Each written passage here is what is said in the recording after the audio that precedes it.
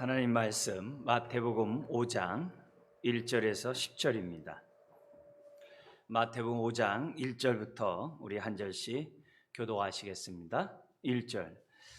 예수께서 무리를 보시고 산에 올라가 앉으시니 제자들이 나아온지라.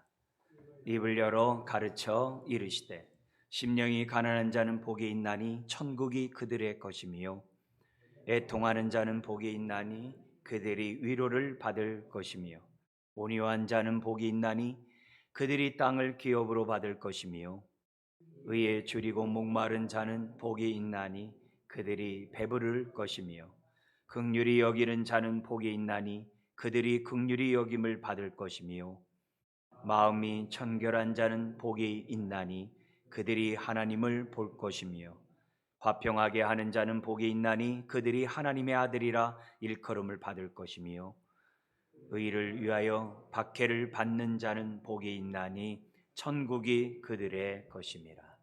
아멘. 오늘은 우리 첫 번째 복인 심령이 가난한 자는 복이 있나니라는 주제로 말씀을 나누기를 원합니다.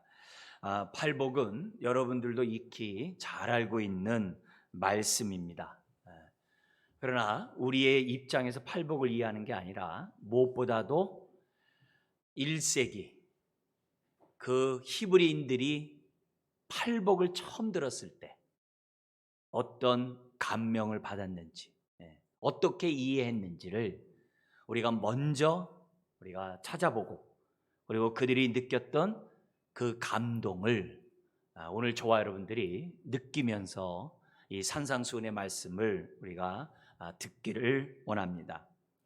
마태는 마태복음을 통해서 구약에 예언된 오시마 약속하신 메시아가 바로 예수님이시라는 것을 증거하기 위해서 마태복음을 썼어요.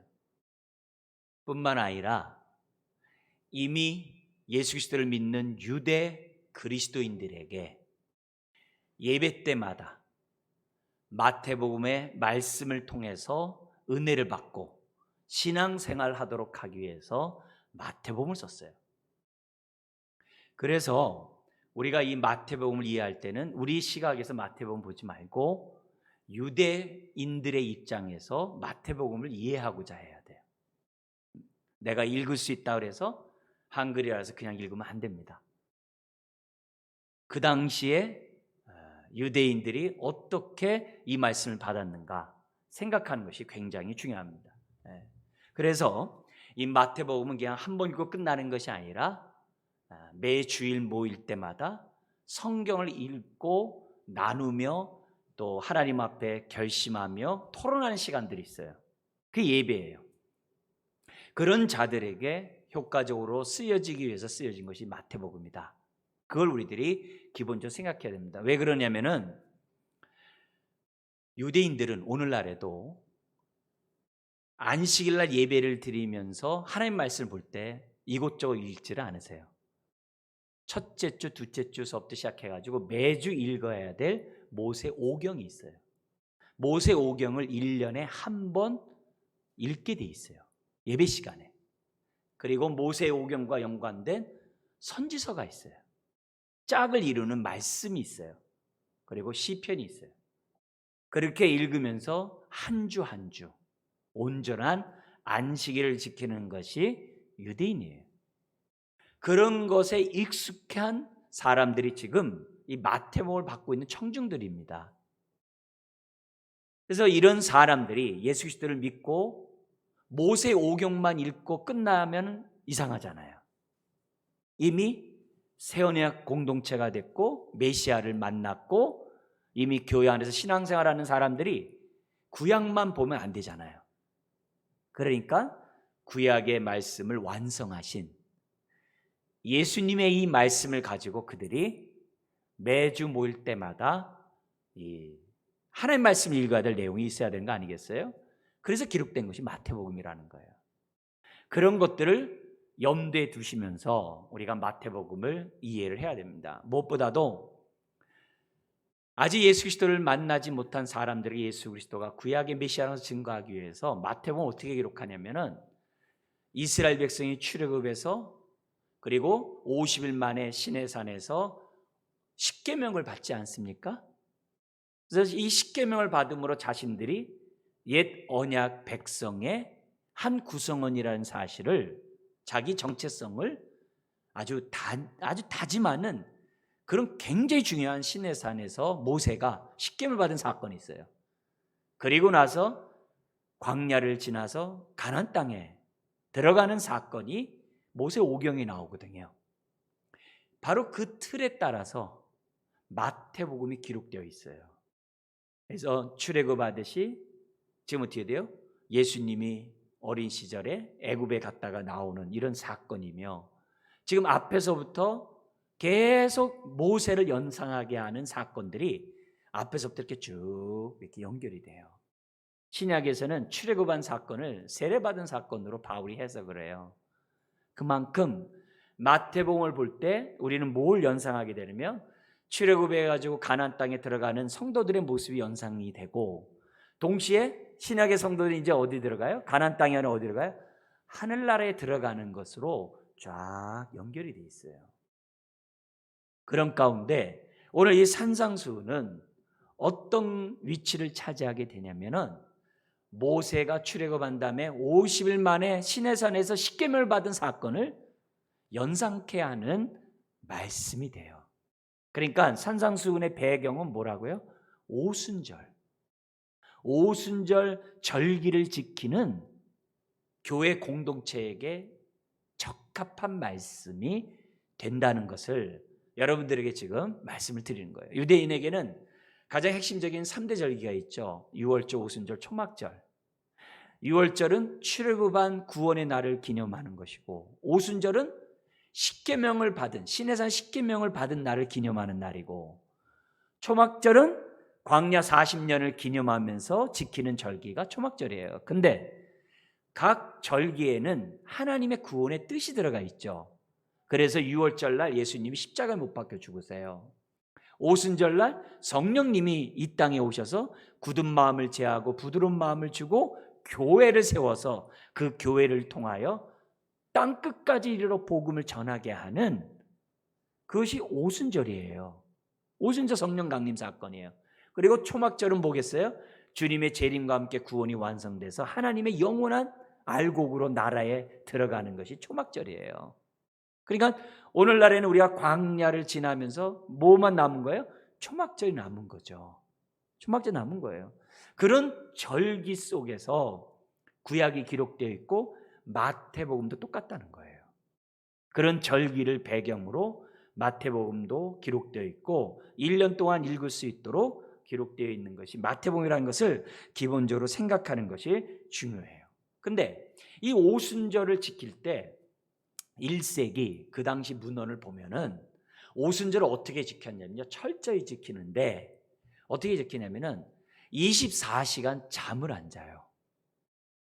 그리고 24시간을 3시간마다 나눠요. 그럼 몇 번이 돼요? 8번의 예배를 드리게 돼요.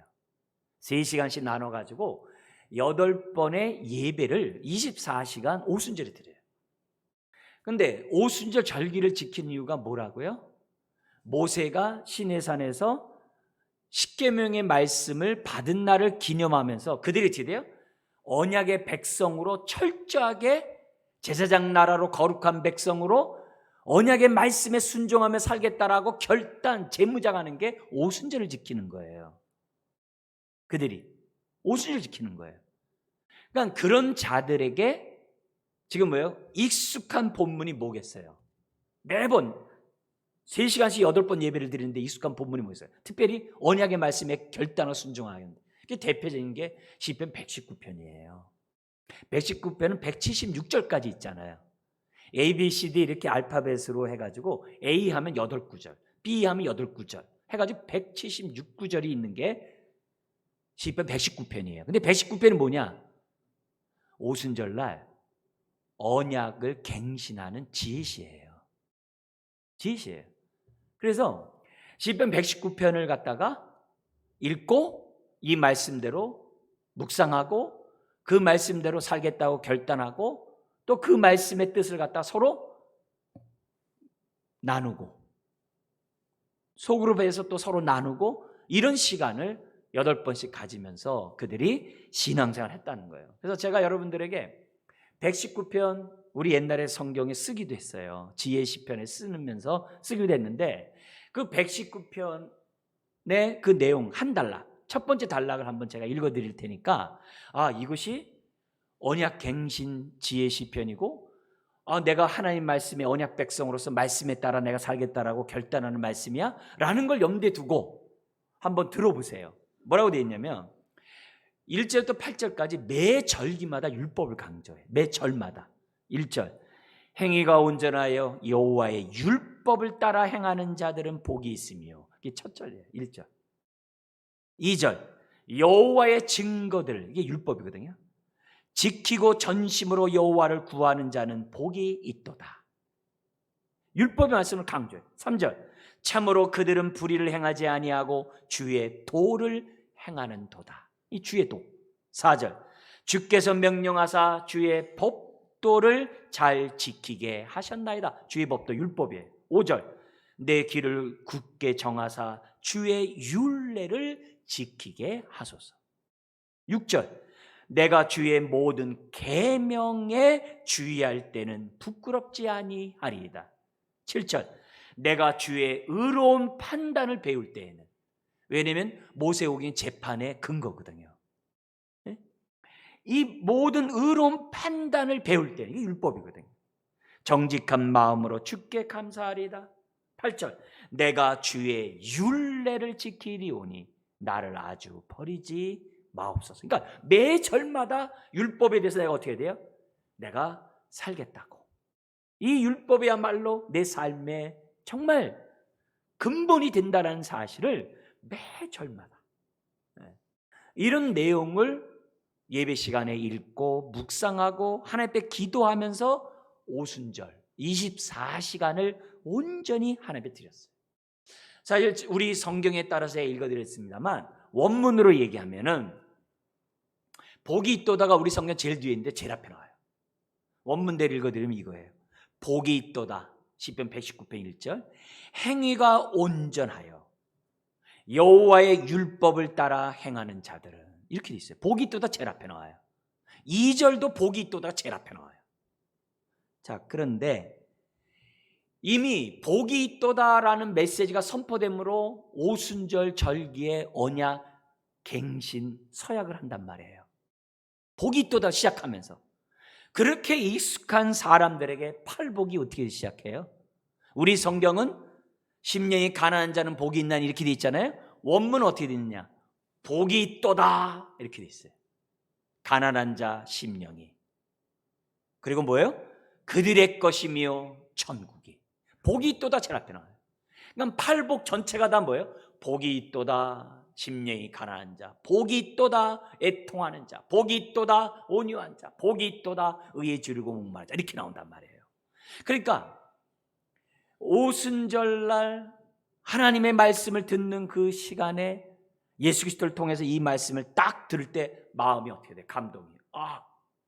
모세네. 모세가 시내산에서 받았던 그 모습이 연상돼요. 그리고 하나님이 신명기에 모세에게 말씀했어요. 너와 같은 새로운 모세를 내가 보내리라. 그게 메시아거든요. 그것을 갖다가 연상케 되는 장면이 본문에 있어요. 그리고 이건 팔보로 끝나는 게 아니라 산상수훈이 7장까지 있는데 그 나머지 10절 그 내용을 11절서부터 7장까지 해석을 해줘요. 연결해서 설명을 해줘요.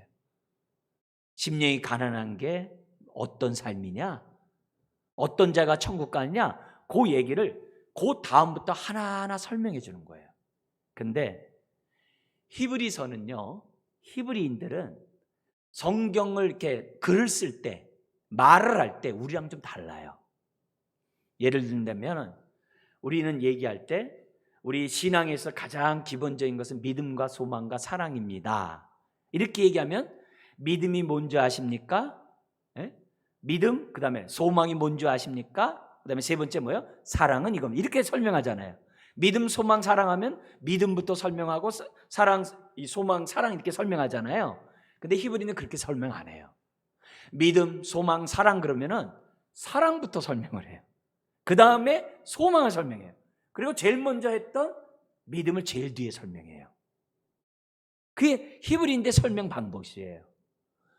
성경 전체가 그렇게 돼 있어요. 창세부터 계시록까지가. 왜 그래요? 신약도 유대인들이 썼거든요. 대부분의 사람들이. 그렇게 돼 있어요. 그래서 성경을 읽다가 히브리인들의 사고를 가지고 성경 읽으면 은혜가 돼요. 보다도 그 뜻이 밝히 드러나요. 밝히 드러나요. 팔복도 첫 번째부터 팔복으로 끝나고 설명을 하는데 첫 번째 복도 설명하는 게 아니라 여덟 번째 복도 설명하는 거예요.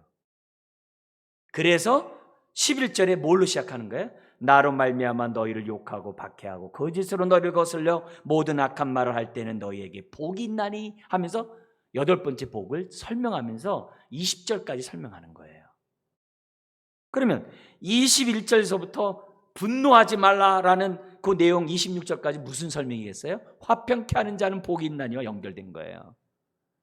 그러면 심령이 가라앉은 자는 복이 있나니가 뭐가 연결돼? 제일 뒤에 나더러 주여 주여 하는 자마다 천국 가는 것이 아니요 선지한 노릇하고 귀신을 쫓아나고 병을 고쳤다고 천국 가는 게 아니라 하나님의 뜻대로 행하는 자가 간다라고 설명을 해놓은 거예요.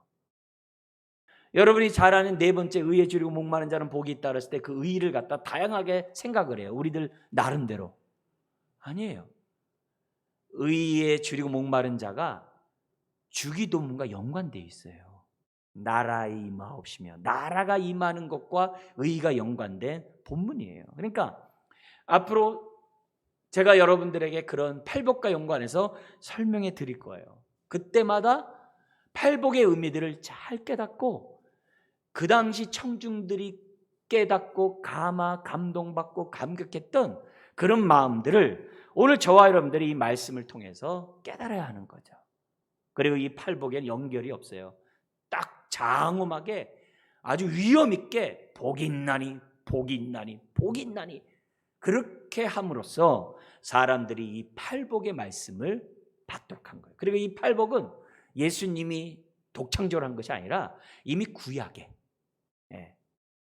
이미 시편에 가득한 그 핵심 진리를 우리들에게 딱 설명하신 거예요. 그걸 우리들이 염두에 두셔야만 합니다. 그런 가운데 이 팔복의 메시지를 전하기 전에 배경이 나와요. 1, 2절에 서론이 나오는데 이렇게 되어 있습니다. 우리 한번 읽어볼까요? 예수께서 무리를 보시고 산에 올라가 앉으시니 제자들이 나온지라 입을 열어 가르쳐 이르시되. 팔복을 하시기 전의 상황이에요. 여기 보니까 예수께서 무리를 보시고, 여기 무리는 뭐냐면 그 무리예요. 그가 있어요. 그럼 어떤 무리겠어요? 4장 25절이죠. 4장 25절에 보니까는 갈릴리와 데가볼리와 예루살렘과 유다와 요단강 건너편에서 수많은 무리가 뭐 했다고 그랬어요? 따르니라. 무리가 지금 따라오고 있거든요. 그래서 5장 1절에 그리고, 이 번역이 안 돼 있어요. 그리고 예수께서 그 무리를 보시고, 거기서 말씀하신 것이 아니라 뭐라고 그랬어요? 산에 올라가사. 산으로 올라갔어요. 여기도 산도 그 산으로 돼 있어요. 그 산에 올라가사 주님이 앉으시니. 그 당시 1세기에 앉다와 가르치다는 동의어예요. 가르치는 자는 다 앉았어요. 그래서 앉으시니 제자들이 나온지다. 여러분 교회 나오셨잖아요. 우리도 어디에 간다 온다 이런 표현 쓰잖아요. 근데 예배 드리러 오는 단어와 내가 어디 장소에 간다는 단어가 뉘앙스가 다르잖아요. 그죠? 여기 나오는 나온지라는 번에는 하나님께 나온다는 단어를 썼어요. 예배를 드리러 나올 때 그 단어 썼단 말이에요. 거의 가다 오다 이런 단어가 아니에요. 그러니까 앉으시니 무리들이 어떻게 돼요? 나온지라. 그러자 입을 열어. 히브리 표현이에요. 눈을 들어. 그냥 쳐다보는 게 아니라 눈을 들어.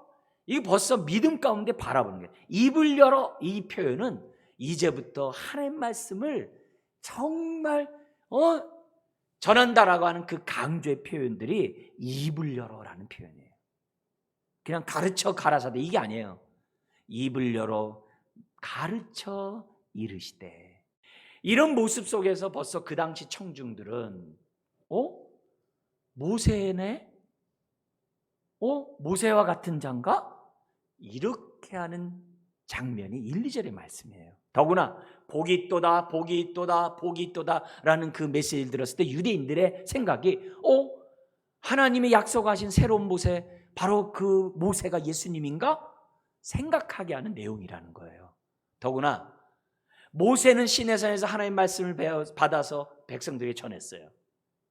그렇죠? 자기 말이 아니에요. 하나님의 말씀 받았어요. 예수님 역시 하나님의 말씀을 받아서 전하지만 예수님 모세와 달랐어요.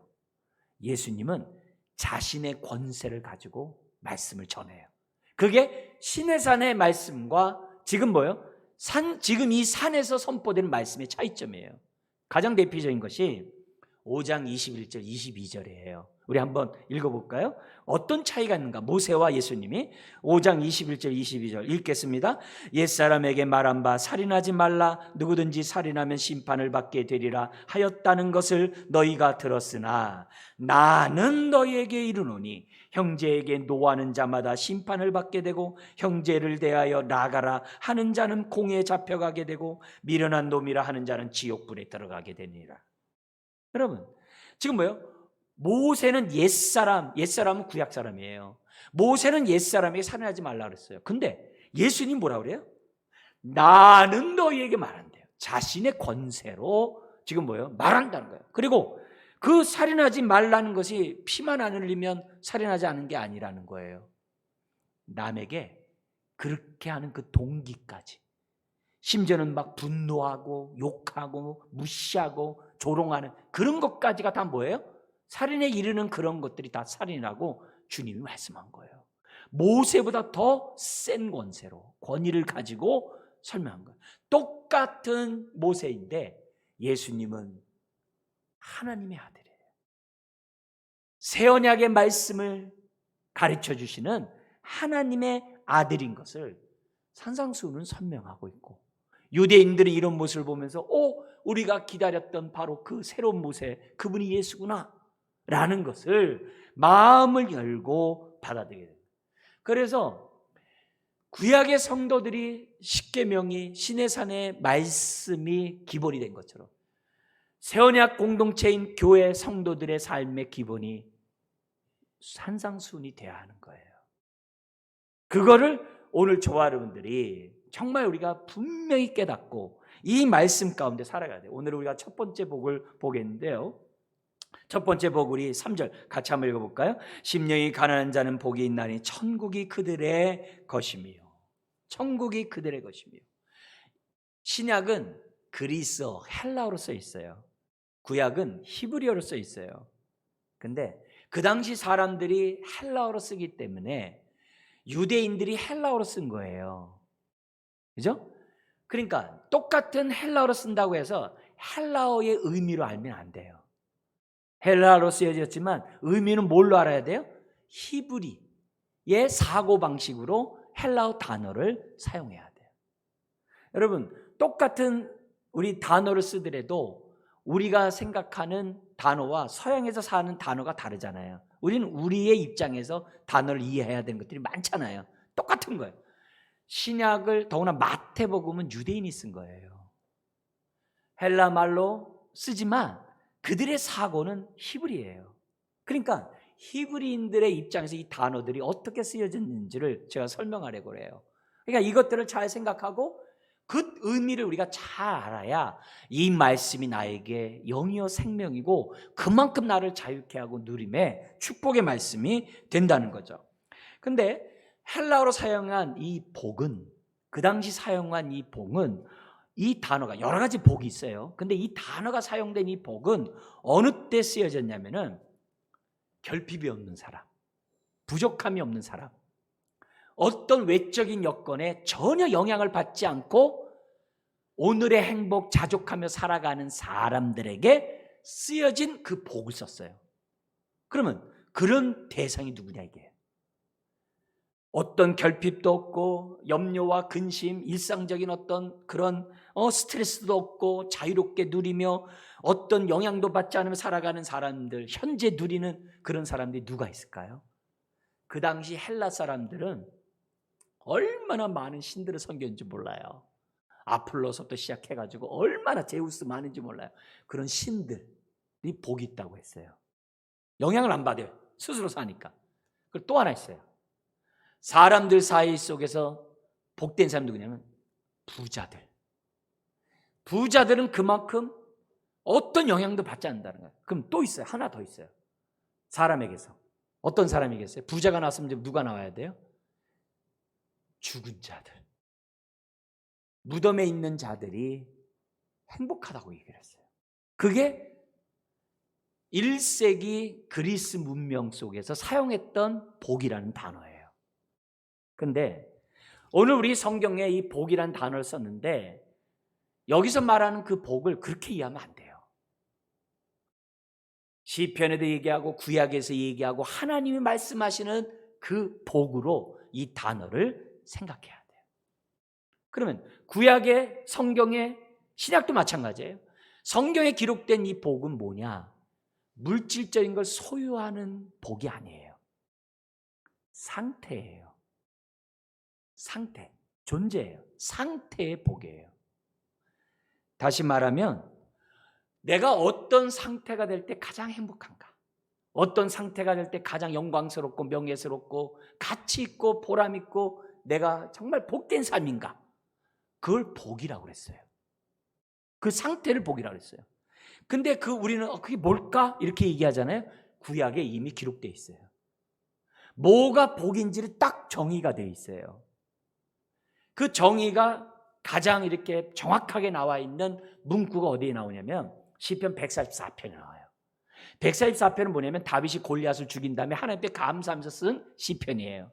내가 무엇이간데 나를 돌보시며 내가 무엇이간데 골리앗을 이기게 하셔서 그 영광을 경험하게 합니까? 이 모든 것은 하나님이 나와 함께하기 때문입니다 라는 게 144편이에요. 거기에 15절에 이런 말씀이 있어요.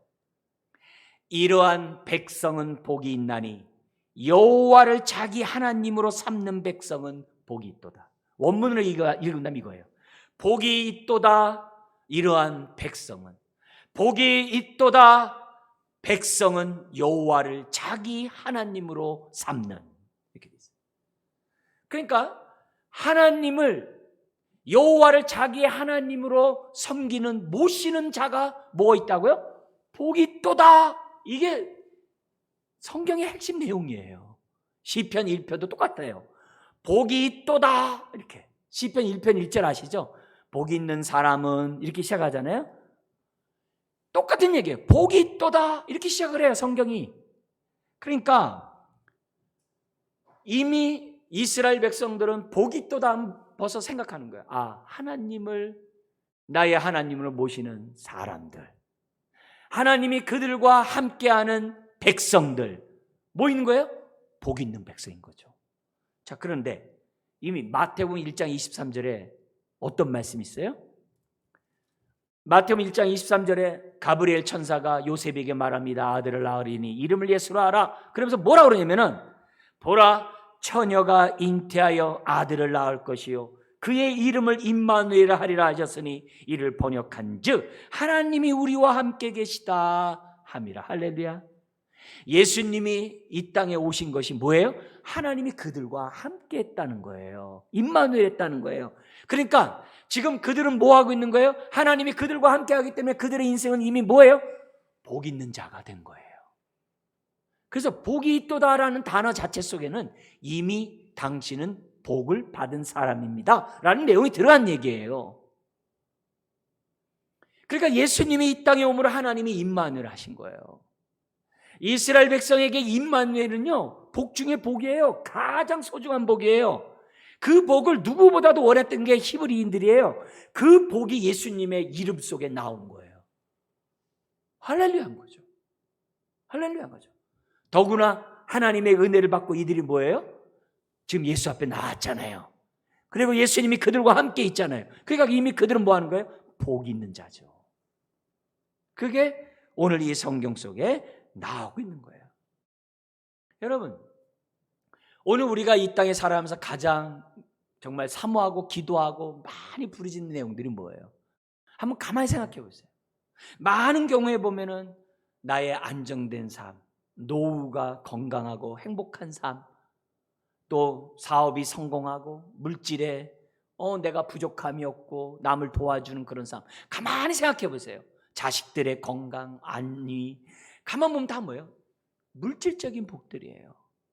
근데 오늘 이 모습 속에서, 왜냐? 이미 우리는 세속화가 되어 있는 안목들을 갖고 있거든요. 이미 이 세상 속에 너무 많이 거기 영향을 받고 있거든요. 근데 이런 오순절날 언약의 말씀에 따라 갱신하면서 하나님 말씀대로 살고자 하는 사람들이 그런 마음들을 재버리고 어떤 마음이요? 하나님을 나와 함께하는 것을 가장 인생의 복으로 생각하는 그런 굳은 마음을 제하고 부드러운 마음을 갖는 그 오순절 절기를 지키는 거거든요.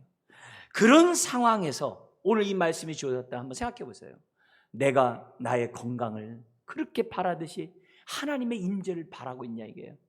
내가 성공하고 이름을 내기 위해 살고자 하듯이 내가 주님이 나와 임마누엘을 그렇게 사모하면서 내가 지금 살고 있는지를 오늘 이 시간 말씀을 통해 우리가 들어야 돼요. 내 모습을 보셔야 돼요. 바울은 그리스도를 아는 지식이 가장 고상하다고 했는데 그런 은혜가 나에게 있냐 이게요. 오늘 예배를 드리면서 우리가 누구보다도 가장 행복한 복을 누리는 자임을 내가 느끼고 있냐 이게요. 왜요? 두세 사람이 주의 이름을 모인 곳에 내가 너희와 함께 하시겠다고 그랬거든요. 임마누엘 하시겠다고 그랬거든요. 이 팔복은 다 물질적인 소유의 복이 아니에요. 하나님과의 관계의 복이에요. 하나님이 내 삶 속에 얼마나 함께 하시고, 그리고 내 삶이 그로 인하여 내가 복의 통로가 되는가, 왕같은 제사장으로 거룩한 백성으로 하나님의 복의 통로가 되는가. 그래서 첫 번째부터 네 번째 복은 하나님 앞에 섰을 때 누리는 복이에요. 하나님 앞에 서는 자가 심령이 가난하잖아요. 애통하잖아요. 온유하잖아요. 의에 줄이고 목마를 수밖에 없잖아요. 그래서 이런 사람이 세상과의 관계에서 어떻게 살아요? 긍휼하게 하고 두 마음 품지 않고 참마음으로 깨끗한 마음으로 대하고 화평케 하고 복음 때문에 고난당하는 걸 두려워하지 않는 삶을 살잖아요. 그게 하나님이 함께하는 복이라는 거예요. 그게 팔복의 핵심이에요. 그러니까 오늘 지금 저와 여러분들이 하나님을 나의 아버지라, 예수님을 나의 주님이라, 나의 정말 내가 하나님의 성전이라고 깨닫고 있는 사람들 이미 뭐예요? 에베소 1장에서 얘기한 것처럼 하늘의 신뢰한 복을 이미 받은 사람이에요. 문제는 이걸 알아야 되는데 알지 못하니까 자유하지 못하고 누리지 못하는 거예요. 이 땅의 삶이 자꾸 되어 사탄이 예수님에게 시험하듯 세상 영광 보여주면서 나에게 절하면 다 주겠다. 그러나 예수님은 어떻게 돼요? 하나님을 시험하지 말고 하나님만 섬기라. 여러분, 마음이 그와 함께한 사람이, 이런 복을 받은 자가 하나님을 경외하고 하나님의 말씀에 따라 순종하고 이런 삶이 힘들고 어렵고 고통 가운데 있을 때 하나님의 위로를 받고 그를 통해서 하나님의 뜻이 이루어지는 삶을 살잖아요. 그게 복된 인생이죠. 그게 하늘의 복이고 우리가 궁극적으로 핵심적으로 찾아야 될 복이 아니겠어요? 오늘 예배가 뭐예요? 그 복을 누리라고 예배 드리는 거죠. 뭐하러? 코로나 기간에 왜 이렇게 예배를 드려요? 그 복이 소중하니까. 스트레스 받는 이 코로나 시대에 예배함으로 우리의 마음이 주의 은혜로 충만해서 이 스트레스 받지 않고 하나님의 복된 삶을 살아야 되기 때문에 예배를 드리는 거잖아요. 세상 사람들이 알겠어요? 중심을 딱 잡고 살라는 게 산상수훈이에요. 새 언약 백성이 되었으니, 구원받은 하나님의 자녀가 되었으니 이 말씀대로 복된 인생을 살라고 말씀합니다. 그러면서 오늘 이 첫 번째 복 가운데 누가 복이 있다고 그래요? 심령이 가난한 자가 복이 있대요. 성경에는 가난하다는 단어가 여러 개가 있어요. 뭐냐면은 매일매일 먹고 살지 않으면 안 되는 그런 가난한 사람이 있고요. 오늘 이 본문에 나오는 이 가난함은 뭐냐면은 불의와 불법으로 땅도 빼앗기고, 그리고 압제 속에, 그 핍박 속에 사람들의 눈을 피해가지고 두려워 떨면서 하루하루 살아가는 사람, 그 가난한 사람을 지금 사용하고 있어요. 너무 겁먹어가지고 사람들 앞에, 그 힘 있는 자들, 부자들, 그 권력자 앞에서 자기가 피하고자 하면서 살아가는 이런 그런 사람이 여기 뭐냐면 헬라어로 쓰여진 단어예요. 근데 이 가난함이 구약에서는 어떻게 썼냐 이게요. 히브리인들이 가난하다는 단어를 쓸 때 어떤 생각을 했냐 이게요. 그런 가난함이냐 아니면 성경에서 말하는 하나님이 말씀하신 가난함이냐, 그게 다르다는 거겠죠. 그죠? 여기에 성경의 히브리인들이 사용했던 여기 같은 이 가난이라는 히브리어는 모든 것을 어떤 것으로부터 결핍을 말할 때 가난이라고 얘기를 했어요. 사회적으로 결핍한 사람은 누구냐면은 땅을 빼앗겨서 혼자서 법정에도 들어가지 못하고 자기 권리를 주장하지 못하는 고아와 과부를 가난하다고 그랬어요. 가난한 자라고 그랬어요. 그러니까 전혀 법적인 혜택을 받지 못하는 사람들이 고아와 과부였어요. 고아는 부모의 혜택을 받지 못해요. 과부는 남편의 돌봄을 받지를 못해요. 뭐함으로요? 땅도 빼앗김으로. 네? 하나님은 땅은 내 것이라 했어요. 사고 팔지 못한다 했어요. 50년 되면은 그 땅이 다시 주인에게 돌아가요. 내가 먹고 살기 힘들어서 땅을 팔았어도 50년 되면 다시 돌아오는 게 고엘 제도예요. 근데 불의가 가득한 부자들이 안 돌려주는 거예요. 그래서 이스라엘 백성이 바벨론으로 쫓겨나간 거예요. 하나님 앞에 부자들이 욕심을 하고 그러니까 하나님이 이사야 선지자를 통해서 너희들 쫓겨나가겠다 해서 그래서 쫓겨나간 거예요. 그런 가난한 자가 여기서 말하는 가난이에요. 또 있어요. 신체적으로 장애가 있을 때 가난하다고 그랬어요. 뭐 차별하냐? 그 얘기가 아니에요. 신체적으로 가난, 이 차별이 여기 뭐냐면 장애가 있을 때 부족하다는 거예요. 근데 이게 그걸로 끝나는 게 아니라 이런 사람은 성전에 갈 수가 없었어요. 회당에는 가는데 성전에는 못 갔어요.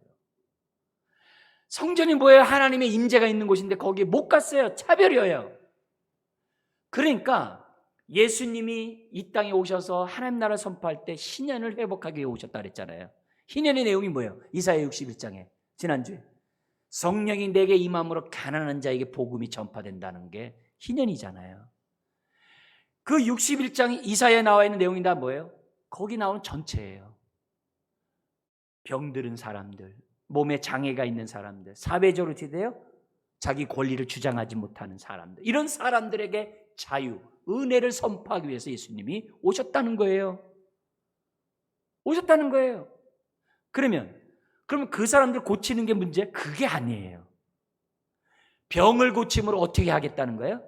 성전에 나가는 사람으로 회복시켜 주겠다는 거예요. 할렐루야. 단순히 치유할 목적으로 치유한 게 아니에요. 그가 하나님의 임재 가운데 살아가는 복된 인생이 되도록 하기 위해 치유하신 거라는 거예요. 이사야 선지자가 이 얘기를 한 거예요. 이사야 선지자가 뭐라고 그러냐면은 메시아가 오면 시각장애자가 볼 것이래요. 청각장애자가 들을 것이래요. 말 못하는 사람이 말을 하게 된다라고 얘기를 했어요. 아닌가 다를까? 죽은 자를 살린 사건은 엘리야 엘리사도 있어요. 근데 어느 선지자가 시각장애자가 보는 사건은 없어요. 메시아의 사건이에요. 근데 예수님은 꼭 그런 자들 안식일 날 골라가지고 치유 사역을 하시는 거예요. 회당에서. 왜 그래요? 내가 바로 이사야 선지자가 예언한 메시아, 바로 그 하나님의 아들이다라는 것을 지금 뭐예요? 보여주는 거예요. 사건들이. 그래서 예수님 자신도 그래요. 나는 가난한 자에게 복음을 전하기 위해서 이 땅에 오셨다 이거예요. 어떤 사람이에요? 사회적으로나 신체적으로 부족함으로 하나님 앞에 온전히 임재를 경험하지 못한 사람들에게 하나님의 성전에 기쁨으로 뛰어가서, 그래서 미문에 앉은 안진뱅이가 성전에 들어간 거라니까요. 미문에 앉은 사람 못 들어갔어요. 미문에 앉아 있어야 돼요. 근데 그가 어떻게 돼요? 성전에 뛰어들어가서 찬양했다는 장면이 나오잖아요. 어떻게 네가 여기 들어오냐 이게요. 보니까 치유함을 받은 거잖아요. 네? 치유함을 받은 거잖아요. 그런 사건들이 지금 뭐예요? 구약의 메시아가 이루는 사건이라고 기록되어 있는 거예요. 특별히 여기에 나오는 것은 뭐냐면은 심령이 가난한 자가 복이 있다고 그랬어요. 심령이, 마음이. 오순절이 어떤 날이에요? 성령이 임함으로. 에스겔 34장 37장에 이스라엘 회복, 특별히 36장 잊으면 안 된다 그랬어요. 뭐가 있어요? 성령이 임함으로 굳은 마음이 제하고 부드러운 마음이 되어 하나님 말씀을 순종하는 마음이 된다는 게 성령이 오시는 사건이거든요. 오순절 성령 강림이거든요. 거기에 강조된 게 마음이에요. 그러니까 이 팔복의 마음 무슨 마음이에요? 부드러운 마음이에요. 굳은 마음을 제한 부드러운 마음이에요. 부드러운 마음 가운데 하나가 심령이 가난한 자라는 것을 지금 보여주고 있는 거예요. 그러니까 예수님이 오순절에 지금 뭐예요? 약속의 말씀을 성취하고 있는 것임을 오늘 이 본문은 우리들에게 가르쳐줘요. 그러니까 예배를 드리면서 중요한 게 뭐겠어요? 물질의 복을 더 받게 달라는 거예요? 아니잖아요. 우리가 뭐야? 굳은 마음을 제해서 부드러운 마음, 옥토밭이 돼서 하나님이 나와 함께함을 온전히 깨닫게 해달라고 우리가 예배 드리는 거 아니에요? 회개를 왜 해요? 내 안에 계신 주님을 좀 깨닫게 해달라고 회개하는 거 아니에요? 굳은 마음을 제하는 이유가 뭐예요? 하나님의 임재를 깨닫게 하기 위해서 내가 회개하는 거 아니에요? 바로 그런 마음을 하나님 앞에 갖고 있는 그런 자, 바로 여러분이 복 있는 자라는 거예요. 그런 마음으로 예배하는 자가 복 있고, 이런 자가 어떤 상을 받아요? 천국이 그들의 것이며. 여기 천국은 하늘의 왕국을 갖다 이렇게 천국으로 우리가 번역을 해놨어요. 여기 하늘의 왕국에서 강조점은 뭐냐면 왕이 강조예요. 장소가 아니에요. 왕국의 강조점은 왕인 예수님이 강조해요. 그러니까 예수님 그러잖아요. 천국 죽어서 가는 게 아니야. 오늘 천국이 너와 함께 있는 거야. 그렇게 말씀하신 이유가 뭐예요? 주님이 그들과 지금 함께 하는 거거든요. 오늘 주님이 예수 믿는 자의 마음 심령 속에 성전 삼고 계신 줄 믿습니다.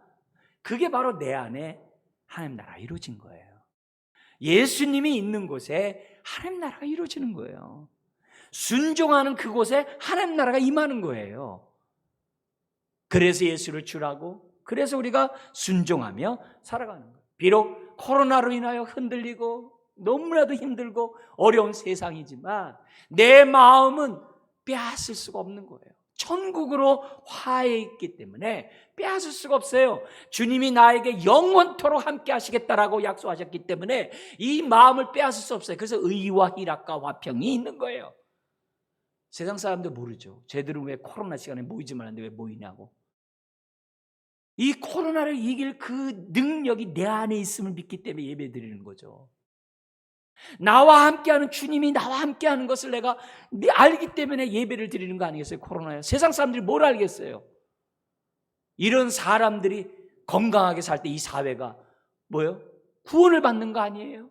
모든 믿는 사람이 이런 가운데 살아가 보세요. 이 코로나 이 시절에 얼마나 많은 사람들이 위로를 받겠어요? 오늘 이런 자들이 천국을 받는 거예요. 근데 주의점이 있어요. 심령이 가난하다고 하면서요, 여기 마태복음 산상수에 나온 사람처럼 하면 안 돼요. 대표적인 게 바리새인 서기관이에요. 바리새인 서기관들은요, 구제를 잘해가지고요, 자기네 집에 아예 가난한 자가 진을 치고 있어요. 그러면서요, 어허 나 구제 잘해, 이런 사람이에요. 기도할 때도요, 시장에서 막 그래요. 금식할 때도요, 막 폼을 내요. 외식해요. 그런 자들은 천국 못 가요. 왜요?